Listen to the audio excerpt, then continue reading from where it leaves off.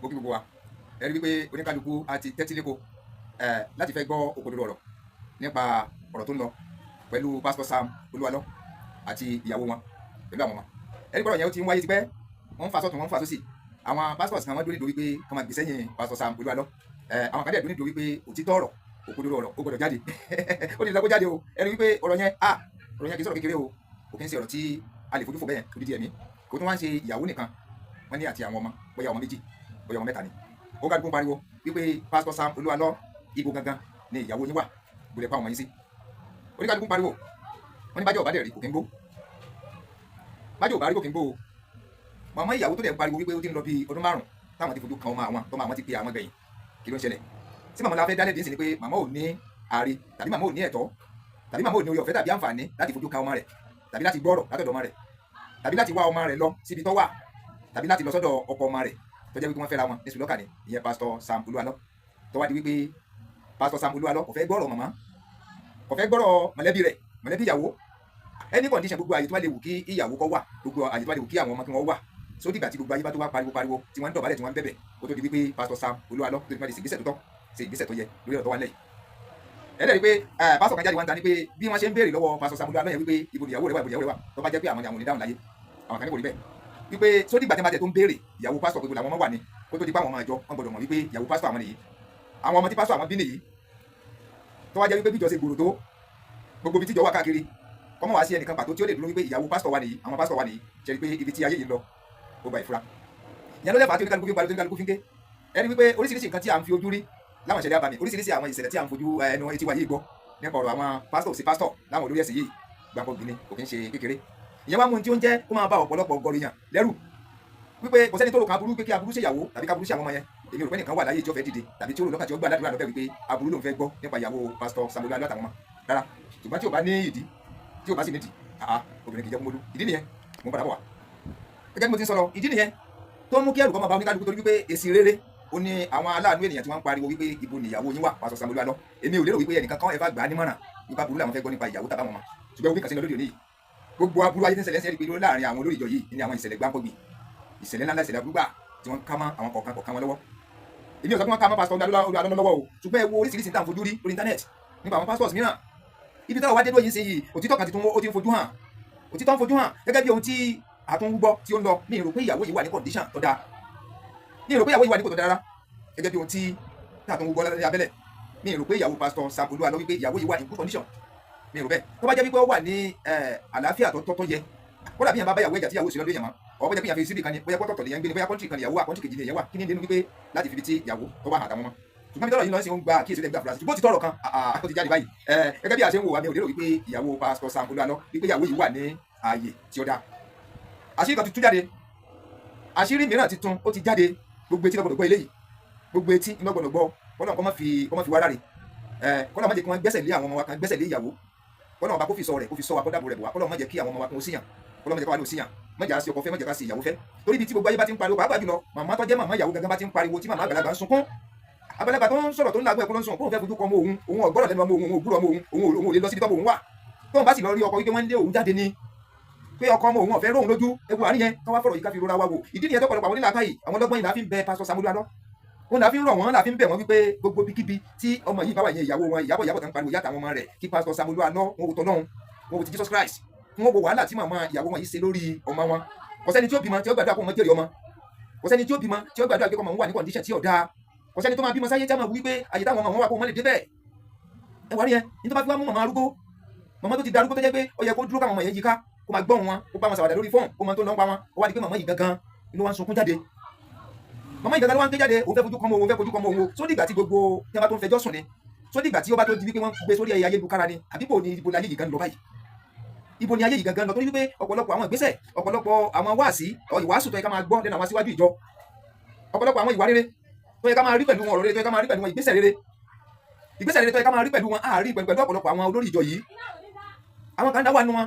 nísìnyí gbogbo ayé ń pariwo wípé ká fojú kan ọmọ ká fojú kan ìyàwó torí wípé yọ́sà níbi tí ìṣẹ́ ti ṣe wá àwọn èèyàn kan lè sàdédé dìde pé ìyàwó yín kọ́ ọmọ yín kọ́ wọn lè sàdédé dìde láíláí màmá ìyàwó yẹn lọ kó pariwo ló gbẹjọ́ ìfẹ́ nìkan wípé ló ti fi dáadáa fàdéṣe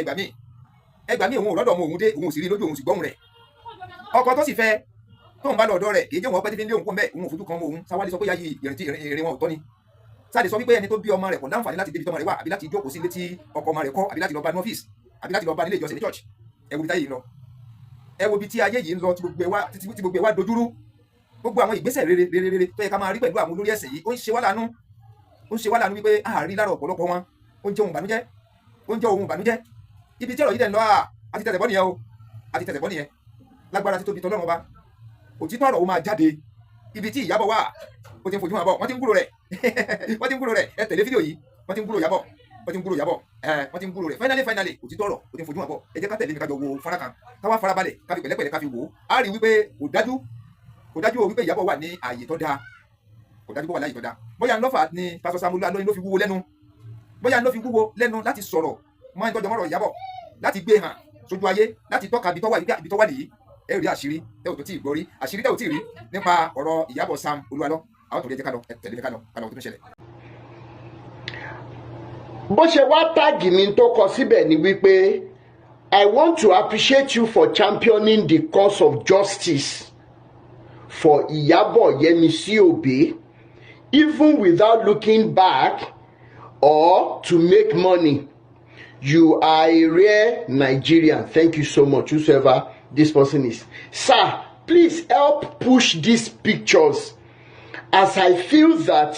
Olualo might have an association with this lady. She might also be of help in locating Iyabo and her kids, or maybe she needs help herself. Ní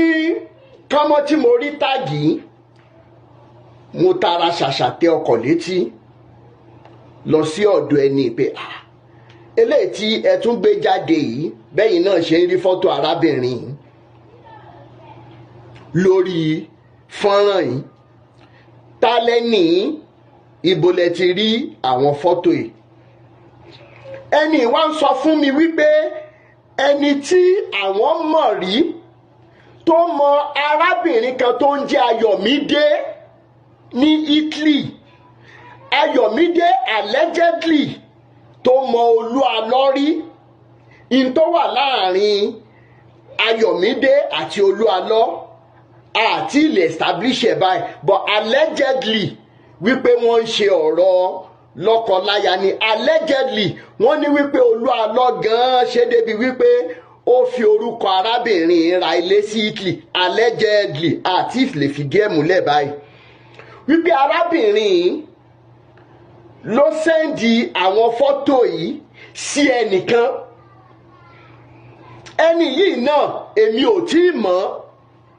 ṣùgbọ́n fọ́tò yìí ti dọ́wọ́ mi. Mo wá ń bẹ gbogbo ẹ̀yin ará ilé ará oko pé tẹ́ ẹ bá mọ arábìnrin tẹ́ ẹ ń wo fọ́nrán ẹ̀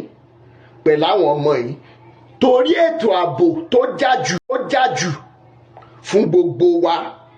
ẹ jẹ́ ẹ kàn sí mi. Mi ìmọ̀rúkọ ẹ̀ gan, wọ́n kàn táàgì mi ni, ṣùgbọ́n ó máa nídìí tí ẹni tó táàgì mi tó ṣe táàgì mi wípé bóyá tí n bá gbé síta, tírú arábìnrin bá wà nínú ewu kan tàbí òmíràn, pé kí gbogbo wa lè dìde. Ẹ jọ̀ọ́ nítorí Ọlọ́run, tẹ́ ẹ bá mọ arábìnrin ẹ jẹ́ kí n mọ̀, torí òun pẹ̀lú àwọn ẹbí ẹ̀. Lórí ọ̀rọ̀ Ayọ̀mídé ò ṣe Ayọ̀mídé, gbogbo ẹ̀yin tẹ́ ẹ bá mọ Ayọ̀mídé yìí, tẹ́ ẹ bá fẹ́ràn ẹ̀ wọ́n ní ewu ń bẹ lóko lóńgẹ́ gan fúnra ẹ̀ ewu ni. Wọ́n ti táàgì mi rí lórí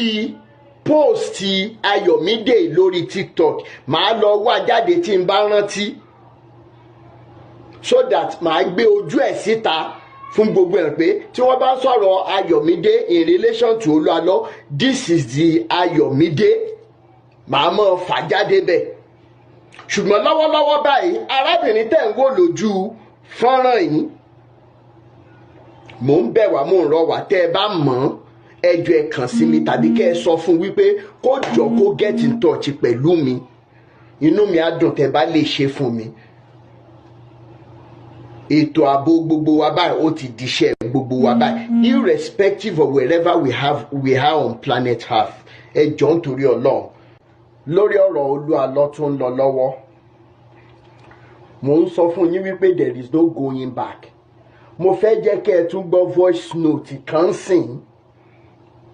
tí mo dẹ̀ mọ̀ pé tẹ́yìn kan bá gbọ́ bóyá ẹ wà nípéjọpọ̀ Jesus City ńjọ́ náà lọ́hùn. Gbogbo ẹ̀yin tó bá wá yẹ kẹ́ ẹ sọ̀rọ̀ síta lórí ọ̀rọ̀ yìí, Elédùmarè ó mọ̀ bá wa gbé àpáta àtòkúta ìdìgbòlù lé yín lọ́kàn tó yẹ pé ẹ ní nísìmọ́ mọ́ àfìgbà tẹ́ bá jáde wá sọ̀rọ̀. Ẹ gbọ́ voice note yìí kí n tó fi mẹ́sẹ̀gì tí mo fẹ́ fún Olúalọ́ kí n tó jù síta. Nígbà tí awuyewuye yìí lọ gbogbo wọn wà ìyàwó àwọn kábíyì ìyàwó Olúalọ́ ń béèrè tó mọ ọ̀rọ̀ ń kọ́. Mo ní ọ̀rẹ́ kan ọ̀rẹ́ mi yẹn wà níbi ikú bíbá iná mi. Àǹtí ẹ̀ tó dé pé àǹtí mi làjọ máa ń pè mí. Wọ́n máa ń lọ sí Jesus City yẹn. Wọ́n ní ọjọ́ kan wọ́n wà ní program. Wọ́n láwọn wà ní program. Wọ́n ń gbé wọ́n ti ṣe program lọ. Wọ́n ní ìyá kan tó ṣẹ̀gbẹ́ àwọn báyìí. Ìyá àǹtí ọ̀rẹ́ mi, ẹ̀gbọ́n ọ̀rẹ́ mi tó máa ń lọ sí Jesus City ni o. Ní ṣọ́ọ̀ṣì wà. Hello? Báwo ṣe ń ṣe program lọ́wọ́ ni mo máa tó jókòó sẹ́gbẹ̀ẹ́ àwọn kan dédé pẹ̀lú wọn ní yíyá ọmọbìnrin ti jáde síta àwọn tó ń ṣọ níbo náà wà bàbá ò gbọdọ̀ mọ̀ ó bàbá ò gbọdọ̀ mọ̀ tó jáde síta ó kí ló ti tọ́ fi jápé jáde báyìí wọ́n ní wọ́n máa yẹn kàn kí gbé lẹ́yìn wọ́n ní àwọn ṣe prayer lọ́wọ́ làwọn bá lárí ta ní ìyá yìí ń bá wí kó jáde síta wọ́n ní ṣùgbọ́n àwọn ò rí ojú ẹni yẹn ṣùgbọ́n àwọn rí i pé woman tí wọ́n ló jáde síta yẹn ó yípo Jesus City yẹn ní ẹ̀ẹ̀méje kó tó di pé wọ́n rí woman yẹn mú lọ́dà ìpè woman yẹn ní mental problem ìpè wọ́n mú wọ́n ṣèwárí mú ẹ̀ẹ̀méje wọ́n ní bí Jesus City yẹn ṣe tóbi tó ọmọbìnrin tó ń rí mú yẹn tó ń jáde síta yẹn ó yípo Jesus City yẹn lẹ́ẹ̀méje kó tó wá rí mú. Wọ́n ní ṣùgbọ́n ariwo tí ìyá yẹn pa ló draw attention àwọn síbẹ̀ bí yéyéyéyé bàbá ò gbọ́dọ̀ mọ̀ kọ́mọbìnrin jáde síta o àwọn tó ń ṣọ níbo náà wà kó tètè yá mú padà wọnú yàrá ẹ̀ lọ. Wọ́n ní nígbà tí ọ̀rọ̀ yìí wá jáde tí wọ́n ń béèrè pé níbo nìyàwó ìgbàgbọ́ náà wà tí gbogbo rògbòdìyàn yìí wá ń lọ tó ń ṣẹlẹ̀ pé bàbá níbo nìyàwó yìí wà ẹ mú ìyàwó yìí jáde bàbá Olúalọ́ níbo ni ìyàwó ọ̀tọ̀mọ yìí wà kí ló dé ìgbọ̀n jáde wọ́n láwọn wá lọ ọkàn wọn wá lọ síbi ìṣẹ̀lẹ̀ tó ṣẹlẹ̀ ní Jesus City ìṣẹ̀lẹ̀ yìí ò tí tẹ̀ ọ́ láti àní wọ́n pè ó ẹ̀gbọ́n ọ̀rẹ́ tèmi gangan ní ẹni yẹn ẹni tó lọ sí Jesus City tí ìṣẹ̀lẹ̀ yẹn ṣẹlẹ̀ lójú ó nígbà tí wọ́n wá ń wọ́ gbogbo ẹ̀ lọ́rùn gbà bí ìyàwó bàbá ni wọ́n mú lọ́jọ́ yẹn pé tó ẹni yẹn ti ya wèrè bí ẹni yẹn wèrè ni ó ti ní mental problem bí àbíyàwó bàbá ni wọ́n lè mú lọ́jọ́ yẹn tí wọ́n ní pé wọ́n ń ṣọ́ pé àwọn kan ló ń ṣọ́ ní àwọn tí wọ́n gbà fún obìnrin yẹn tó ń ṣọ́ ṣùgbọ́n pé oríṣiríṣi ìrù lọ sí Jesus City kò dẹ̀ sẹ́ni tó níyàwó bàbá lóòótọ́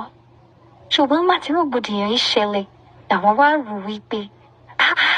kó má lọ jẹ́ pé ọmọbìnrin yẹn ló ní mental problem tí ó jáde síta lójijì lọ́jọ́ sí tí obìnrin tó wà lẹ́gbẹ̀ẹ́ àwọn pariwo pé yíyíyíyí bàbá ò gbọ́dọ̀ mọ̀ torí pé tí ò bá jẹ́ bẹ́ẹ̀ ni báwo ló ṣe máa sọ pé bàbá ò gbọ́dọ̀ mọ̀ kó jáde síta. Àti ọjọ́ yẹn tí ọ̀rẹ́ mi ti pè mí tó ti ṣàlàyé fún mi pé ọ̀rọ̀ yìí àǹtí mi máa sọ báyìí pé ṣé ìwọ náà gbọ́ mo ní mi ò gbọ́. Àtìgbà yẹn ló ti wà lórí ọ̀mí mi pé mo máa sọ̀rọ̀ yìí létí. Mr. Rotimi Daniel kò ní sún yín o kò ní rẹ̀ yín o. Bí gbogbo àwọn èèyàn tó ń sọ̀rọ̀ ṣe ń sọ fún yín tó ń advise yín pé kán dé kán mú o. allegedly ó ní wọ́n ní arábìnrin kan nínú Jesus City yẹn wọ́n ń ṣe program lọ́wọ́ sometimes last year ó wá sá jáde níbi tí wọ́n fi pamọ́ sí ẹ̀gbọ́n ọ̀rẹ́ ni tó sọ̀rọ̀ yìí wọ́n ní àfìgbà tárábìnrin jáde bàbá ògbúdọ̀ mọ àwọn tó ń ṣọ́ ń kọ́ wípé èèyàn lè ní mental problem kẹ́ ẹ gbé pamọ́ níbi tẹ́ ẹ pè ní Jesus City ṣùgbọ́n orúkọ Jésù òwò tàbí ká ló lọ́wọ́ kan kìíní nínú ó lọ́wọ́ kan kìíní nínú olùàlọ́ tí wọ́n bá sọ fún ẹ wípé Awíkòkó máa jáwọ́ lórí ọ̀rọ̀ yìí máa sọ fún gbogbo àwọn tó bá ń sọ fún ẹ wípé irọ́ tó tó láyé yìí ò sí wàá gbé Ìyábọ̀ jáde fún ìyá Ìjẹ̀ṣà sẹ́ẹ̀ àwọn ọmọ ẹ̀ náà gbogbo wọn dẹ̀ gbọ́dọ̀ wà lálàáfíà torí condition tá à ń fi sí nìyẹn whatever game you might have been playing the game is up Elédùmarè ti ṣe tán tó fẹ́ tú àwọn èèyàn sílẹ̀ gbogbo ẹ̀yin tẹ́ wá jẹ́ ikọ̀ àti ìríjú Olúalọ́ àtẹ̀yin tán ń pè ní bàbá àsàlẹ̀ tó ń sọ fáwọn pásítọ̀ tó dàbí titi wọn wípé Ìyábọ̀ wà níbi tó ti ń gbádùn ẹni tí mò ń ju òkòlòtò ìlú ó mọra ẹ̀ toró wá bá mi sọ̀rọ̀ pé bàbá àsàlẹ̀ Olúalọ́ sọ wípé òun lòun ní kó má sọ̀rọ̀ o ìyìn ní kẹkìnrin kan máa pariwo lọ Ìyábọ̀ wà níbi tó ti ń gbádùn ó ra mọ́tò fún ó ń gbádùn tí ìbá ṣe pé olórí burúkú ni bàbá àsàlẹ̀ olórí burúkú ni ìwọ Olúalọ́ àti gbogbo ẹ̀yin pásítọ̀ tẹ́jọ́ ń gbé sórí yìí káàkiri tí ìbá yẹ pé bóyá orí yín ti burú ayé yín ti bàjẹ́ tẹ̀rù pé Awíkòkó ò mọ tó ń ṣe ẹ̀yin lè wá sọrú sítórì fún mi ìyá Ìjẹ̀ṣà dẹ̀ ń sunkún gẹ́gẹ́ bí abiyamọ ẹ̀yin wọ́n sọ wípé ẹ̀yin lẹ ní pé káwọn èèyàn kàn máa sọ̀rọ̀ lọ lórí social media pé ẹ̀yin lẹ ní kó Olúalọ́ máa sọ̀rọ̀ gbogbo yín pátá ẹ̀ ní jẹ wọn mọ́ gbogbo yín pátá àtirú ẹ̀yin pásọ̀ tán rán sí mi pé kẹ́ máa wá gbé làǹbà ẹ̀ sílẹ̀ ike Mr. Rotimi tó bá tásìkò Ìyábọ̀ máa sọ̀rọ̀ tó bá sódà máa lè lọ jókòó pé wọ́n kúkú ti sọ pé tó bá tásìkò kó lè rẹ̀ wá sára ẹ̀ ní sori gbogbo tó ń dùn lé ayé gbogbo orú ẹ̀yin pásọ̀ tẹ́ tí wàá bá mi tẹ́ sọ̀rọ̀ nǹkan báyìí ẹ mọ́ra yín mo wá mọ̀mọ́ ṣe fídíò yìí kẹ́ ẹ lè mọ̀ wípé mi ìbá ìsítórì yín àtẹni tó jẹ́ bàbá àsàlẹ̀ Olúalọ́ tí ó pé ikú òjijì máa pa ọmọ mọ́ lọ́wọ́ ó mọ rẹ̀ dáadáa mo dẹ̀ ń mẹ́yẹ bọ̀ lápò mi tí ì ṣe tán nígbà tá a bá débi tó yẹ ká dé gbogbo yín pátá ni ìdá máa bá gbogbo yín pátá lòkúta máa ré bá lórí ẹ̀yin olórí burúkú ẹ wo tẹ́ ẹ sọ orúkọ Jésù dànà ṣé kìí ṣe orúkọ Jésù yẹn náà fi tọ́ wa dàgbà ni ẹ̀yin olórí burúkú yìí ẹ má wọ̀rí àti bàbá àsàlẹ̀ àti bàbá àárín àti bàbá òkè gbogbo yín pátá ó mọ̀ ṣẹ̀sìn ayérayé ni yìí tó lógo jù nínú àwọn ọmọ yín ògo náà yóò mọ̀ wọ mi ni pé lè rírù ìyá Ìjẹ̀ṣà tó ń sunkún báyìí pé bí ọdún mẹ́rin ọdún márùn àwọn ò tí ì rọ́mọ àwọn bá sọ̀rọ̀ olórí burúkú yín sọ wípé ẹ̀yin lẹ́yìn sọ fún Olúalọ́ pé kó má sọ̀rọ̀ kó má sọ nǹkan kan ẹ̀ ní ṣoríire títí kẹ bí Ìyábọ̀ kankan tó bá lọ́wọ́ sí bí ọ̀rọ̀ ẹ ṣe prolonge tó báyìí gbogbo yín bá tó mọ̀ ẹ mọ̀ ràrìrà ni ta ní ẹ bí Ìyábọ̀ kankan ẹ̀jẹ̀ Ìyábọ̀ kankan tó gba owó tàbí torí ulterior motive tí ó lè sọ̀rọ̀ kí ni ra mọ̀ bá gbogbo yín just because justice must be served ẹ̀yin olùṣòlórí ìkànnì tó ti gbọ́ yìí. Who could that lady be? Could it be Iyabo? Could it be another lady? Allegedly, we are asking now, who is that mad woman? Tí wọ́n rí fásì. Olúalọ́, mọ̀ fún mọ́ níṣó. À ń bọ̀ àti ìdèmọ̀rìwò lórí òtí ìrọ́pẹ́. Wà gbé Iyabo jáde. Concerning this, our liberation movement and fight from the claws of religion and religious wolves. Even when we are no more, there are two outcomes from our children and the coming generation.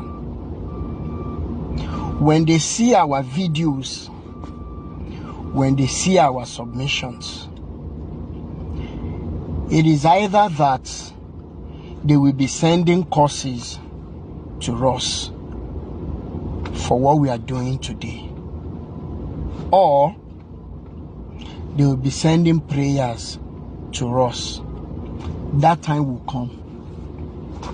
Now, when I talk about the damaging impacts of religion, especially the way and manner we have turned it to be in Nigeria, that dropouts, non-entities will say that they have gone to accept oil on their heads, and then the learned or the educated illiterate will be the ones promoting them and making them feel important. It is a very sorry case. Now, let me talk about one of the damages. There are animals that we call migratory animals, migratory insects. These animals, it is very essential for them to move from one territory to another, okay, as a result of maybe weather changes or in search of food for survival, right? They don't need to pray. They just discern that, okay, it is already time to move. Just the same way you see the bees, when they move from one place in swamp, they move from one place to another. If lower animals like this, without even 2-3% of the capacity of the brain that God has given us as Nigerians, when they know the right thing to do at the right time, and we consider this analogy, how do you pastors feel when you know that what you are creating as programs are only to damage the people that you have already used charms to tie down, that they can't even think for themselves again? That an average Nigerian now, instead of using the God-given brain and IQ in solving problems, you good-for-nothing pastors have made it that they must be praying. And this damage doesn't end on my generation. You have started initiating our children into this madness. And you adults are saying that we should keep quiet. If we have turned everywhere to prayer camps, and we are blaming the government for not doing what they are supposed to do, but we don't want to blame the pastors, the affairs, the Sheshe people, right? And we say we're hungry. Now, we cannot use our IQ to say that, you know what, there must be a way out. It is not possible for that almighty Eledumare to put everything in place for us to farm and do some other things. Then we're still going to be praying unto him to solve our problems for us. Number one. Number two, when you say you're having some problems, let's say one of the major problems that take you to these good-for-nothing entities, maybe marital problems. Come. Who told you that it is your mother-in-law, father-in-law, sister-in-law, brother-in-law that is doing you? Do they have your time? There are some things that you know that you just apply wisdom. What about jobs? What is your qualification? What skills do you have as a person? Yet, the ones that could not even pass common JS3 exam, gather all these your CAC pastors, let me try them. Not even up to 60-70% of them can answer some elementary questions that I have, academic questions. I am telling you the truth. I am just telling you. And these are the same set of people that are controlling the ones because you feel that there's one special oil on their head. Today we are talking. We are sobbing gradually. Tomorrow, right in our faces, our children will curse us for not standing up for them. Because if some of them are getting liberated today, now imagine what will happen to a large number of them that you don't want to be liberated. A time will come now, maybe some of these pastors, maybe some people, maybe they will do some things to wrong some people, and the only option that will be left is to go and burn their churches or even stone them. Because you cannot continue like this. Imagine how many hectares, thousands of hectares of land that we say we are buying, say God is moving, God is moving. Oyedepo says that he will not die until when he has built 1,000 churches for God. Is it unto God that he is building these business centers? And you winners members are there. Oyedepo will say, God promised him that he will have city that is as big as Ibadan. And you are joyful in your own mysteries. So once again, if lower animals will have IQ to change locations to do everything they want to do, go and find out how bees make honey by fanning nectar to create evaporation of water. Imagine the work they do to make sure that the water evaporates for you to now have, for them to have that honey which you harvest. Yet we human beings, we as Nigerians, we are not ready to think. Mo fẹ́ ju eléyìí sílẹ̀ fún ẹ̀gbọ́n mi Olúalọ́. Based on the foundation tí àwọn bàbá àti ìyá wa tán mú wa gbà kọjá. Nínú foundation yìí láti rí àwọn orin ìpilẹ̀ṣẹ̀ tàbí ìpilẹ̀ṣẹ̀ foundation tá a mọ̀ ń kọ́ ńgbà náà pé ràn mí lọ́wọ́ kí n má ṣe sọ ìlépa mi nù, kí n má ṣe sọ ibi tí mò ń lọ nù.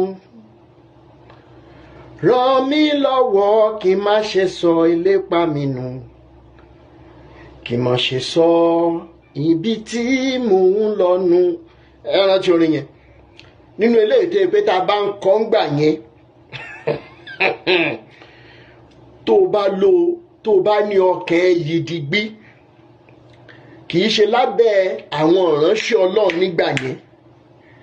tí wọ́n máa sọ̀rọ̀ yẹn tán tá a dẹ̀ mọ̀ pé wọ́n tún ń ṣe ọ̀rọ̀ tán ń sọ o, wọ́n á wá fi orin ilé. Kò sí bí ọkàn ṣe lè yí tó ó mẹ́ọ̀tì nílùú àsìkò yẹn. Irú foundation báyìí ni mo gbé tọ̀ Olúalọ́ wá lénìí. Kí n tó sọ, ẹ̀yin kan wà tẹ́ ẹ dúró wípé ẹ fẹ́ bayé Olúalọ́ jẹ́, ṣùgbọ́n Elédùmarè ò ní gbà fún yín. Ẹ wà nínú ministry ẹ̀, ẹ wà lẹ́yìn ẹ̀. Wíwà lẹ́yìn tẹ́ wà lẹ́yìn ẹ̀, a ó mẹ́rin jọba ẹ̀wẹ̀kú ẹ̀wẹ̀lẹ̀lẹ̀ ń kọ́ fún Olúalọ́ lẹ́yìn yín nínú ọkàn yín. Ṣùgbọ́n Elédùmarè ò ní fún yín ṣe, torí wípé irú mẹ́sẹ̀jì tá a mú wá yìí, bóyá Olúalọ́ gan fún rẹ̀ á rò wípé ṣé lóòótọ́ la wí kókó fẹ́ jà ń bọ̀ ni, torí wípé ó kórìíra òun. Àbí wípé àwọn tó ń lọ sórí ẹ̀rọ ayélujára tí wọ́n ń bá wí kókó jà, ṣé lóòótọ́ gangan fúnra wọn ṣé wọ́n fẹ́ràn òun tàbí wọ́n kórìíra òun àti mínísítírì òun. Ẹ jẹ́ kí ìwà oníkálukú níwájú Olúalọ́ kó mọ̀ rí fún gẹ́gẹ́ bí èrò ọkàn. Now tí Olúalọ́ bá jókòó, because ẹ ti sọ́rí pé ó fẹ́ jábọ́ ni, mo ti wà lórí liberation fight láti late 2018. Mo sọ àwọn nǹkan tí bàbá Adébóyè ń ṣe tí ò dá. A dẹ̀ pariwo títí a ti gbọ́ rí pé bàbá Adébóyè gan fúnra wọn, irrespective of how am mighty he is or he thinks he is, wọ́n jáde wá sọ pé sorry, àbí bó tiẹ̀ jẹ́ wípé sorry wọn náà tún ní speed of light torí lọ́kọ̀lọ́kọ̀ nú, ìyẹn by the way. A ti sọ̀rọ̀ Oyèdépò, a sọ̀rọ̀ àwọn bàbá Abíárà, a sọ̀rọ̀ àwọn tó ti lọ àtoríṣiríṣi èèyàn bẹ́ẹ̀, a sọ̀rọ̀ Káyọ̀dé Williams, a sọ̀rọ̀ Abíọ́dún Elijah tó ń bá opó sùn, opó náà ní Káyọ̀dé, gbogbo wọn a sọ̀rọ̀ wọn. Jáde ńgbà láti sọ pé a fẹ́ bá wọn lórúkọ jẹ́ torí wípé wọn ò tí ì ní orúkọ ayé tá à ń fúnra wa bí irú eléyìí tó lu àlọ́ nílé ni, bàbá mi olú àlọ́, bàbá mi olú àlọ́. Ṣùgbọ́n mẹ́sẹ̀gì mi fólú àlọ́ lélẹ̀, jókòó wò ó lásán, jókòó wò in your own private sober reflection mood olú àlọ́, nínú ibi tó o bá dá jókòó sí tí ẹ̀mí èèyàn gbé ẹ wọ̀, ẹ̀mí ẹni tó ní ẹ̀rí ọkàn, gbéra ẹ sí ipò tí ìyá Ìyábọ̀ wà, kó wá mọ̀ díẹ̀ gẹ́gẹ́ bí irú èmi tí mo value ìyà tí ìyá tèmi jẹ lórí tèmi ní gbogbo ìgbà tí bàbá tèmi ò sí nílé torí iṣẹ́ kan tàbí òmíràn. Kí o máa rò wípé irú èmi tí mo dìde báyìí, ṣé torí pé mo fẹ́ já ẹ wálẹ̀ nìyẹn tó bá wà lókè rárá, tàbí torí ipò tí mo lè gbéra mi sí pé tí n bá jọmọ ìyá Ìyábọ̀ directly ṣe máa dákẹ́, ṣé màá ní kó mọ̀ jó lọ pé mò ń wẹ̀yìn ẹ̀. Jẹ́ kí èsì tó bá gbà nínú sober reflection yìí kó mọ̀ determine nǹkan tó lè ṣe lórí irú situation báyìí.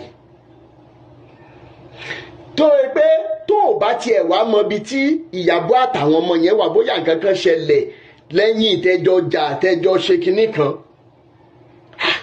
ìyá yìí ò gbúdọ̀ ráre kú olú àlọ́. Mò ń sọ nítùbí nùbí wípé it is humanity first before they brought Jesus and Muhammad to us. It is humanity first. It is the love we have for our neighbors first, which I know that at a time wàá mọ̀ pé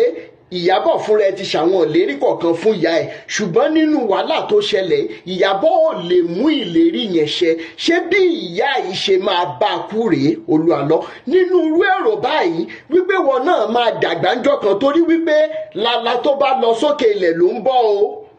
Gbogbo àwọn tó ń tẹ̀lé ẹlẹ́ni tó ní máa jó lọ à ń wẹ̀yẹn, tomorrow they will not be there. I am pleading with you, Oluwalo, as a brother, irrespective of nǹkan táwọn bàbá àsàlẹ̀ kankan bá sọ, torí wọ́n ní tó bá kọ wájú sí ẹ kó tá, tó bá kẹ́yìn sí ẹ tá, tó bá kù wọ nìkan tún èrò ara ẹ pa. Bàbá àsàlẹ̀ kankan, mẹ́mbà kankan ò ní bẹ́ẹ̀ wà nù sàárè níjọ́ tọ́lọ́jọ́ bá dé. Bàbá àtìyá ò ní bá mi wà ń bẹ̀, ẹ̀gbọ́n àbúrò ò ní sí bẹ̀ níjọ́ tọ́lọ́jọ́ bá dé tán bá sinmi. Irú ẹ̀ òjọ́ báyìí ló yẹ kí ẹ̀rù ẹ̀ máa bà wá. Gbogbo ẹ̀yin tí ẹ̀dẹ̀ wá ń jà pé Ọlọ́run bàbá yín o, Ọlọ́run Olúwa fún rẹ̀ tó bá ṣe sober reflection yẹn, ó máa mọ̀ wípé ẹni ibi ayérayé ni yín. Wípé tóun bá fi ọmọ obìnrin òun fún ìkankan nínú yín, ó dájú wípé gbogbo support tẹ̀ ń fún òun mi pé the same thing lẹ máa ṣe fóun.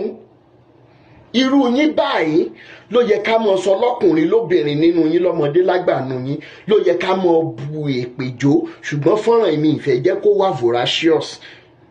Ẹni tó bá wúwo ìpè képè mọ́ mú. Àwa tá à ń ṣe boyfriend girlfriend gan, ó láwọn ìyá àwọn girlfriend wa kọ̀ọ̀kan tí wọ́n sì máa wíṣì kó ṣe wípé àwa la fẹ́ àwọn ọmọ wọn, torí wípé níwọ̀nba tá a fi ṣe wọléwọ̀de pẹ̀lú àwọn ọmọ wọn, pa wọ́n lẹ́kùn. Á tó ń bọ̀ sí pé o fẹ́ ọmọ níṣu lọ́kà. èmi ò ní sọ jù báyìí lọ ṣùgbọ́n fún ìwọ Olúwalọ, I am pleading with you again because I don't want to lose focus of the reason why I weep every day on social media for the victims to get justice. I am not out for any personal reason. Jọ̀ọ́ nítorí Elédùmarè, nítorí Ọlọ́run, nítorí Jésù. Jọ̀ọ́ nítorí Ọlọ́run.